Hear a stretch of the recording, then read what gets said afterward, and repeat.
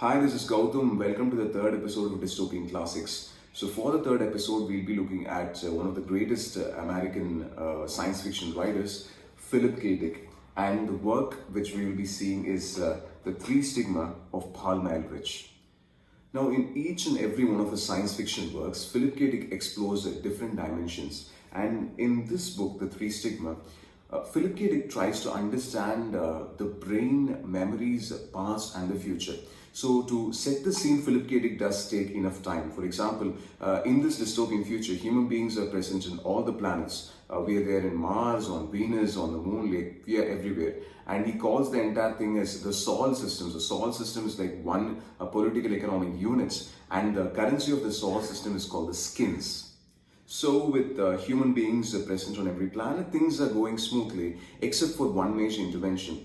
Now, in this Sol system, humans take up this drug called as candy. You get how he's naming the drug, isn't it? Candy, CAN-D. And they take the drug and it works something like this. So they give you some sort of layouts, made of houses, a beach, and then certain dolls which look like humans. So once you chew that particular drug, your brain is getting transformed. You're going to that particular scenario, which is already been created by using sand and plastic. So you have a company which manufactures the drug and the company which is manufacturing the layout also. So this is your drug imaginary world. So you consume it and then you go to the imaginary world. Now, of course, you have a certain group which says the drugs are fine and a certain group which says, you need drug enforcement agencies and so on and others.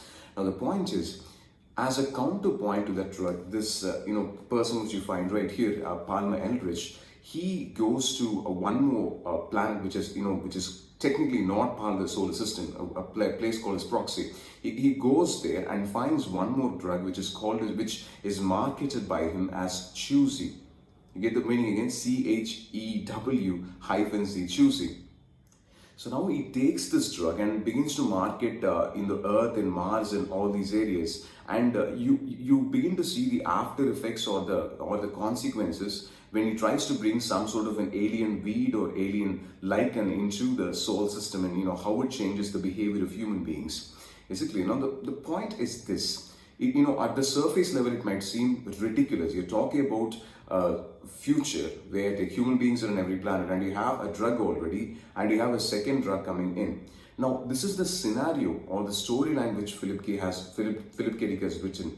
But the ideas which he's trying to explore is quite immense. And for giving himself room for exploring that idea, he creates this situation where once you consume this foreign drug, Choosy, it's much more potent than the original drug. So it works something like this. You consume the drug, you don't need a layout, you're not in a confined environment when you're consuming the drug in an imaginary world. You are creating your own perception. You are able to modify how things go on. So different sets of people consume the drug, and there is one individual who's the person from the rival company, and he wants to understand how this drug operates. So that's the reason he takes the drug. He ingests it, he wants to really understand how it works. And he's taken to his own past.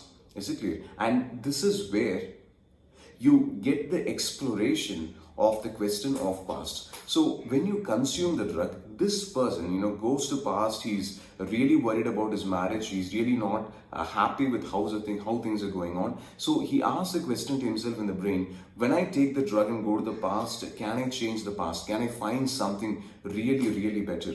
So by looking at the drug or by exploring the idea of how human beings attach themselves to the past, Philip K. Dick has this type of exploration. At the same time, you have one more set. There is, Philip K. Dick is known for, appreciating the concept of evolution of human beings. So there is a certain group of human beings are trying to evolve. Now, what are they trying to do? Well, they are trying to improve their prefrontal cortex so that it will be easy for them to predict the future.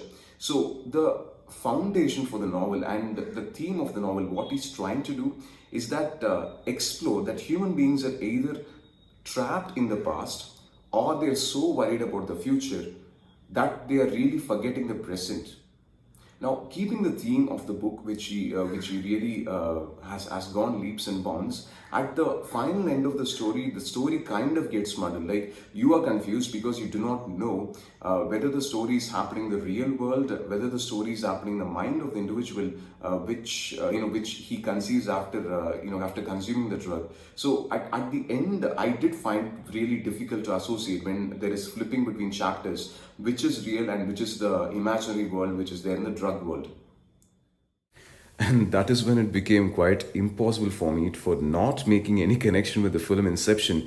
Because if you take Inception, it is about dream world. You have a protagonist who's trapped in the past, and you have layers and layers of dreams that Christopher Nolan has built. And it was extremely difficult seeing the movie for the first time to associate which world is which. And that is the exact reason you should read this book. So definitely go for this dystopian fiction, and you will get a roller coaster where the reality and the imaginary kind of merges together, and then you have this innate human nature where humans really find it difficult, because the present world is so difficult that it's filled of so much pain that they either want to focus on the future, or they take the drug to disappear into the past. So that's the discussion for today's episode, and with the next dystopian classic, I'll meet you in the next Sunday. That's it for now.